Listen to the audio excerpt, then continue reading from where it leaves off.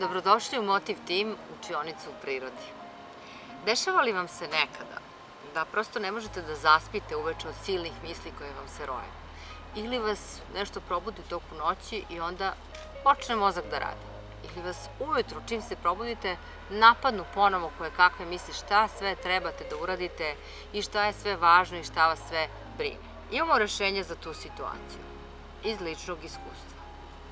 Uzmite jedan papir za početak, uzmite ih više.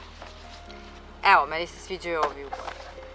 I onda zapišite sve što vam pada na pamet. Znači svaku misao koja vas napada i koja ovako kao moždana oluje leti kroz vašu glavu, zapišite.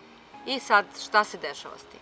Prvo ste ih upisali, izbacili ste ih iz svoje glave, fizički, na papir. Trebalo bi već samim tim činom da vam bude malo lakše. Drugo, možete da ih sagledate onako sa strane iz različitih perspektiva i da vidite koliko su stvarno sve od njih jednako značajne, jer jednako značajne ne mogu biti. Razmislite koje od tih misli zaista treba da zadržite i koje su stvarno važne, a koje vas samo ometaju. Kada budete analizirali, vidjet ćete šta se najčešće pojavljuje. Da li su to neke brige, da li su to neki problemi, da li su to neke stvari koje jako želite da radite, a ne stižete, prosto ćete shvatiti kakva je struktura.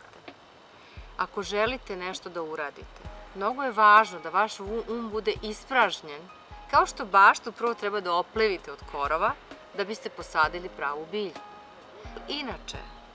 Inače, sve te sumanute misli napadaju onu ključnu, onu vašu ideju koju želite da razvijate i ona napreduje mnogo sporije. Zato grabuljice u ruke, raščistite vašu moždanu baštu, odnosno sve te misli stavite na papir, a onda ćemo videti šta ćemo sa tim. Veliki pozdrav!